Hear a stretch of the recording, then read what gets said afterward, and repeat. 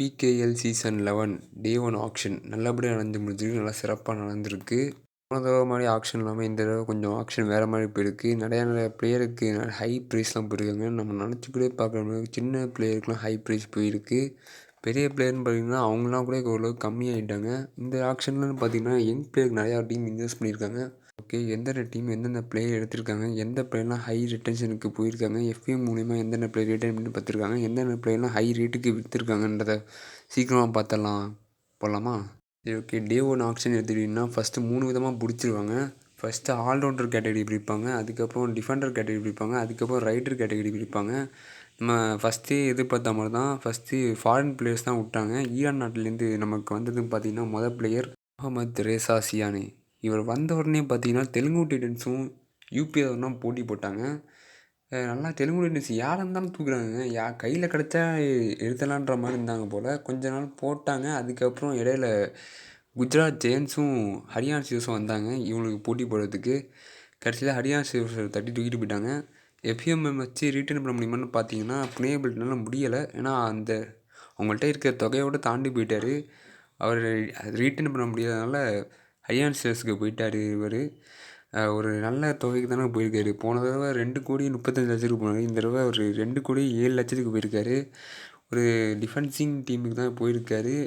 மன்பிரீத் சிங்கோட கீழே விளையாடும்போது கண்டிப்பாக அவ்வளோக்கு ஒரு வின்னிங் சாம்பியனோட சேர்த்து இந்த வருஷம் கப் அடிக்கிறதுக்கு நிறையா வாய்ப்பு இருக்குது. ஏன்னா போன தடவை ஒன்றுமே இல்லாமல் வந்தாங்க ஃபைனல்ஸுக்கு. இந்த தடவை எதிர்க்க ஃபைனல்ஸ் ஆடின ரேசாசியானையே அவங்க டீமுக்கு கூப்பிட்டு வந்துட்டாங்க. செம்மையாக இந்த வருஷம் போகும் டிஃபென்சிவ் டீமுக்கு.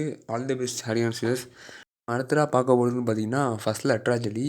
இவர் ஆக்ஷனுக்குள்ளே வந்தார். சரி, ஓகே, ஒரு கோடிக்கு மேலே போவார் அப்படின்னு தான் எதிர்பார்த்தோம். ஆனால் கடைசியில் 50 லட்சத்தையே வச்சு முடிச்சிட்டாங்க. என்ன நடந்ததுன்னு பார்த்தீங்கன்னா ஃபஸ்ட்டு பெங்கால் வாரியர்ஸும் டபா வாரியர்ஸும் ஸ்டார்ட் பண்ணாங்க. இவங்களுக்குள்ளே தான் போட்டுன்னு இருந்தாங்க. யாராவது இடையில வருவாங்கன்னு பார்த்தாங்கன்னா கடைசி வரைக்கும் வரவே இல்லை யாருமே.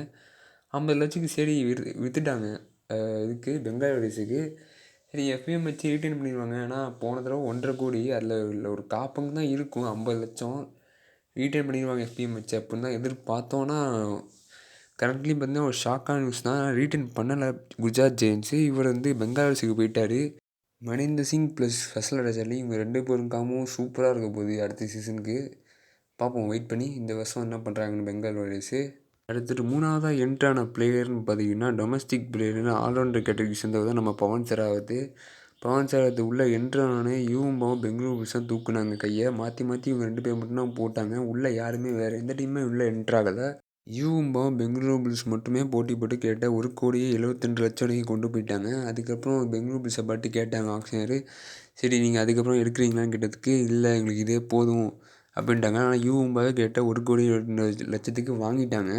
ஆனால் இதை பவன் ஷராவத் எதிர்பார்த்துருக்க மாட்டார். ஏன்னா ஒரு கடைசி வரைக்கும் ஒரு ஸ்மெல் இருந்துச்சு. ஆனால் அந்த 1,72,00,000 அதுக்கப்புறம் யாருமே கேட்காததுக்கப்புறம் அவர் ரியாக்ஷன் ஒரு மாதிரி மாறி போயிட்டுங்க. ஏன்னா அவர் என்ன எதிர்பார்த்தா ஒரு 2 கோடிக்கிட்ட போவோம் அப்படின்னா எதிர்பார்த்து வந்திருப்பார். ஏன்னா ரொம்ப கம்மியாகிட்டு நிறையா பிளேயரே அதை தாண்டி போயிட்டாங்க அந்த ரேட்டை விட.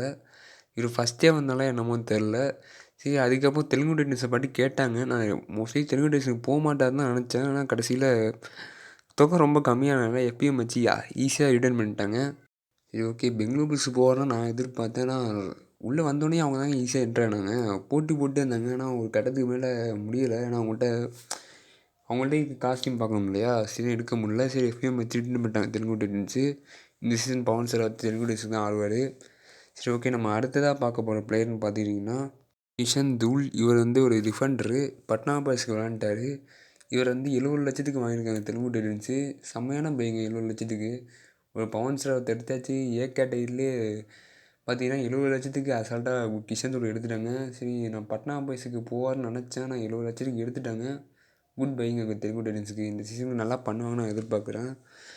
ஓகே, நம்ம அடுத்ததாக பார்க்க போகிறது யாருன்னு பார்த்தீங்கன்னா சுனில் குமார். ஒரு கோடிக்கு போயிட்டாருங்க. ஒரு டிஃபெண்டரு. ஃபஸ்ட்டு டிஃபெண்டர் இந்தியன் டிஃபெண்டர்னு பார்த்தீங்கன்னா அவ்வளோ சீக்கிரமாக 1 கோடிக்கு மேலே போக மாட்டாங்க. இந்த சீசன் பார்த்தீங்கன்னா 1 கோடிக்கு மேலே போயிட்டார். 1,15,00,000 போயிட்டார். ஒரு நல்ல கவர். இவர் யூம்பாக்கு தான் செல்லாயிருக்கார். சரி, ஏன்னா ரீட்டைன் பண்ணிவாங்க நான் எதிர்பார்த்தேன். எப்பயும் வச்சு ஜெய்ப்பூர் பிங்க் பேட்டர்ன்ஸ் இவர் எடுக்கவே இல்லை. ஒரு ஷாக்கிங்கான இதான். அவருக்கு பதிலாக சுர்ஜித் சிங் எடுத்துட்டாங்க. சரி, ஓகே, இவர் 1,15,00,000 போயிருக்காரு இந்த சீசனில் சுனில் குமார். நம்ம அடுத்ததா பார்க்க போறதுன்னு பார்த்தீங்கன்னா, சச்சின் தென்வரு. இவரு உள்ள என்ட்ரு ஆனோனே யுபிஏதாவும் பெங்களூரு புல்ஸ் தான் போட்டி போட்டாங்க. குஜராத் ஜெயின்ஸும் கடைசி வரைக்கும் ரொம்ப போட்டி போட்டாங்க. ஒரு 1,60,00,000 வரைக்கும் இவங்களும் இடையில புகுந்தாங்க. சரி ஓகே, தமிழ் தலைவாசி எடுக்க மாட்டாங்க. ஏன்னா தமிழ் தலைவாசி இருக்கிறதே ஒரு 2,50,00,000 தான். இது 2,00,00,000க்கு மேலலாம் போமாட்டாங்கன்னு நான் எதிர்பார்த்தேன். ஆனா உள்ள என்ட்ரு ஆனாங்க 1,60,00,000. என்ட்ரு ஆனோனேயும் பார்த்தீங்கன்னா, சர்ருன்னு 1,94,00,000. அங்கேருந்து டேரக்ட்டா 2,00,00,000க்கு போயிட்டாங்க தமிழ் தலைவாசி. அதுக்கப்புறம் யுபிஏல பார்த்தாங்க. கொஞ்சம் கடைசி வரைக்கும் போனாங்க, முடியல. அப்புறம் 2,15,00,000க்கு நம்ம தமிழ் தலைவர் சச்சினை எடுத்துட்டாங்க. வேற மாதிரியான பைங்க இது. நம்மளுக்கு ஒரு பிரைமரி ரைடர் எங்கடா தேடிட்டே இருந்தோம். இந்த சீசனுக்கு கிடைச்சாச்சு நம்மளுக்கு. இந்த சீசனோட மோஸ்ட் எக்ஸ்பென்சிவ் பையும் நம்ம சச்சின் தெண்டுல்கர் தாங்க. 2,15,00,000 இந்த சீசனுக்கு மோஸ்ட் எக்ஸ்பென்சிவ் பைனா இவர் தான். இவரை தாண்ட இனிமேல் யாருமே இல்லை. சீசனில் நம்மளுக்கு சிறப்பாக அமோகமாக இருக்கும்ன்றது எந்த டவுட்டுமே இல்லை. இந்த சீசன் நம்ம கடைசி ஃபைனல் வரைக்கும் போவோம்னு நம்புவோம். சரி ஓகே, நம்ம அடுத்ததாக பார்க்க போகிறதுன்னு பார்த்தீங்கன்னா, நம்ம குமான் சிங் தான். இவரெல்லாம் நினச்சே பார்க்கலங்க. 1,00,00,000 தாண்டுவார்னு நினச்சி பார்க்கலங்க. பர்சனலாக பார்த்தா கிட்ட 2,00,00,000 கிட்ட போயிட்டாருங்க. 1,97,00,000க்கு குஜராத் ஜெயின்ஸ் இவரை வாங்கியிருக்காங்க. இவர் வந்தாருன்னா வந்தார் உள்ள ஆக்ஷனுக்கு. யூபி தான் குஜராத் ஜெயின்ஸ் நல்லாவே பண்ணாங்க. கடைசியில் இவர் 1,97,00,000 இதெல்லாம் கொஞ்சம் ரொம்ப அதிகம் தான். இவருக்கு ஒரு 1,20,00,000 வாங்கிக்க வேண்டியது இவர் ரொம்ப கடைசியாக வந்தனாலையா என்னமோன்னு தெரில. 1,00,00,000 2,00,00,000 கிட்ட போயிட்டார். நான் நம்பவே முடியல. ஷாக்கிங்கான இதுதான். 1,97,00,000க்கு குஜராத் ஜெயின்ஸ் இவர் எடுத்திருக்காங்க. நம்ம அடுத்ததாக பார்க்க போகிறதுன்னு பார்த்தீங்கன்னா, மணிந்தர் சிங். இவரே 1,00,00,000க்கு போயிட்டார். 2,00,00,000க்கு போயிட்டார் குமான் சிங்கு. மணிந்தர் சிங்லாம் கண்டிப்பாக 2,00,00,000 தாண்டுவார்னு நான் எதிர்பார்த்தேன். கடைசியில் பார்த்தா இவர் 1,15,00,000க்கு வாங்கிட்டாங்க யூபிஏ தான். ஏன்னா மணிந்தர் சிங்காக நம்ப முடியல. ஒரு மாதிரி எந்திரிச்சு நின்றுட்டாரு. ஏன்னா அது எனக்கு இவ்வளோ கம்மியாக ரேட்டுக்கு போயிருக்கீங்க, என்ன நடக்குதுன்னு தெரில இந்த ஆக்ஷனில். சின்ன சின்ன பிளேயர் யங் பிளேயருக்கு தாங்க இந்த நிறையா கான்சன்ட்ரேஷன் பண்ணுறாங்க. அதனால் போகல. ஆனால் ஒரு ஒரு தரமான பை தாங்க இவர். யூபிஏல தான் ஒரு பை பண்ணாங்க. ஆனால் எஃப்எம் வச்சு ரீட்டைன் பண்ண மாட்டாங்கன்ற மாதிரி தான் இருந்துச்சு. பெங்கால் இதை பற்றி டிஸ்கஷனை பார்த்து கடைசியாக பெங்கால் இவர் டிஸ்கஷன் பண்ணி ரீட்டைன் பண்ணிட்டாங்க 1,15,00,000க்கு. செம்மையான அந்த பைங்க. ஏன்னா போன சீசன் பார்த்தீங்கன்னா இவருக்கு 2,05,00,000க்கு போயிருந்தார்.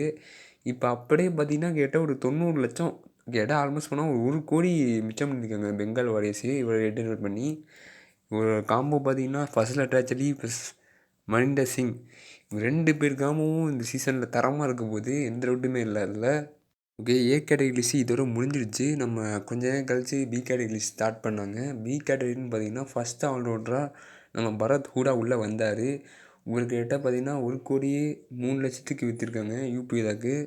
குளோபல் சிவர் எஃப்ஐஎம் வச்சு ரிட்டர்ன் பண்ணுவாங்கன்னு தான் பார்த்தோம். ஆனால் போன சீசனில் கொஞ்சம் பர்ஃபார்மன்ஸ் கொஞ்சம் டிப்பானால ஏதோ பேசி விட்டார்.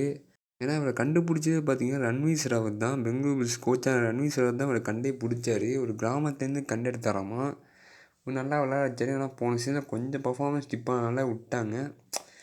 ரிட்டர்ன் பண்ணிக்கலாம், நல்ல பிளேயர். ஓகே, இப்போ யூபிஎலாவுக்கு ஒரு நல்ல ஒரு செகண்ட் ரைடர் கிடச்சாச்சு. மெயின் ரைடாக அந்த சுரேந்திர கில் இருப்பார், செகண்ட் ரைடாக பரத். இவங்க 2 பேருக்காமும் செம்மையாக இருக்க போகுது இந்த சீசனுக்கு, பார்ப்போம். அடுத்த பிளேயராக என்ட்ரானு பார்த்தீங்கன்னா விஜய் மாலிக்கு. இவரை 20,00,000க்கு பேஸ் ப்ரைஸ்லேயே எடுத்துட்டாங்க தெலுங்கு டைட்டன்ஸு. ஒரு நல்ல பை தான். சீசன் 8 சாம்பியன் ஆன இவரை பேஸ் ப்ரைஸுக்கு எடுத்துட்டாங்க தெலுங்கு டைட்டன்ஸு. குட் பை தாங்க இந்த இதில். நல்லா 3 பிளேயர் பை பண்ணிட்டாங்க. ஏ கேட்டகரியில் ஒரு 2 பிளேயரு, பி கேட்டகரியில் இப்போ ஒருத்தர். அடுத்ததாக என்ட்ரான பிளேயர்னு பார்த்தீங்கன்னா ஆஷிஷ் நர்வால். இவர் 23,50,000க்கு எடுத்துட்டாங்க தபாங் டெல்லி. அடுத்ததாக வரப்போகிற பிளேயர்னு பார்த்தீங்கன்னா சோம்பீர் குலியா. இவரை 20,00,000க்கு பெங்கால் வாரிசு எடுத்தாங்கன்னு நினைக்கிறேன். ஆமாம், இவர் எடுத்தாங்க. அப்போ குஜராத் ஜெயின்ஸ் எஃப்எம் கிடச்சி இவர் ரிட்டர்ன் பண்ணிட்டாங்க. அடுத்ததாக வந்த பிளேயர்னு பார்த்தீங்கன்னா சாகுல் குமார். இவர் 30,00,000க்கு எடுத்துட்டாங்க யூபிஏ தான். ஒரு ஜெய்ப்பூர் பி பிளஸ் நல்லா ப்ளே பண்ணாருங்க இவரை ஏன் எடுக்கிறேன்னு தெரில. ஜெய்ப்பூர் பி யூபிஏக்கு 30,00,000க்கு போயிருக்காரு இவர் சாகுல் குமார். அடுத்ததாக பார்க்க போகிற பிளேயர்னு பார்த்தீங்கன்னா சிவம் ஷிண்டே. இவர் பெங்கால் வாரியர்ஸில் ஒரு டிஃபெண்டராக இருந்தார். இவரை 70,00,000க்கு எடுத்திருக்காங்க. கிஷன் தூளுக்கு பதிலாக எடுத்துருக்காங்கன்னு நினைக்கிறேன். பட்னா பைரேட்ஸ் இவர் 20,00,000க்கு எடுத்திருக்காங்க.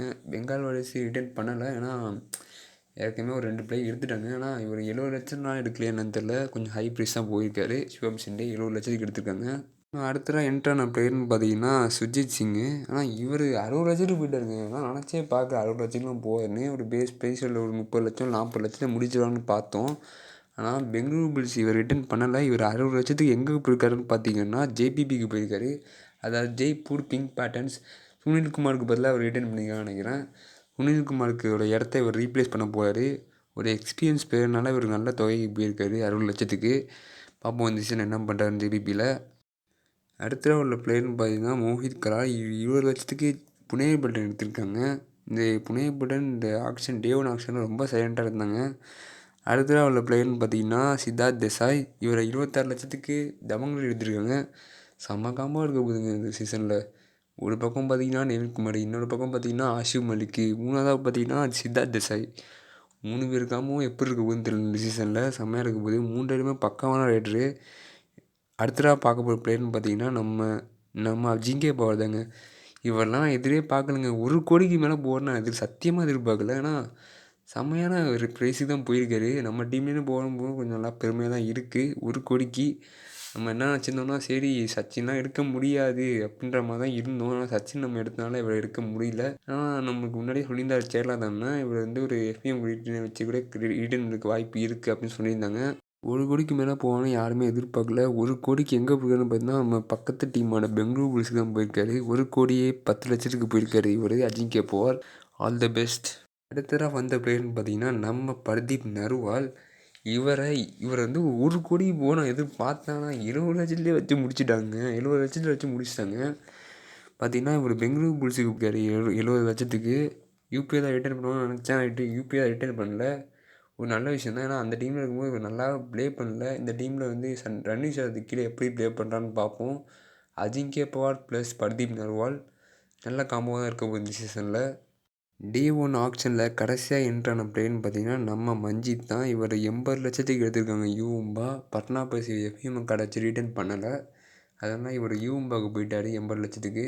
தரமான பை தான் 80 லட்சத்துக்கு. நல்ல பிளேயர் தான். ஒரு மெயின் ரைடாகவும் ப்ளே பண்ணுவார், செகண்ட் ரைடாகவும் ப்ளே பண்ணுவார், சப்போர்ட்டிங் ரைட்டராகவும் ப்ளே பண்ணுவார் இந்த சீசனில். பார்ப்போம் யூம்பா என்ன பண்ணுறாருன்னு.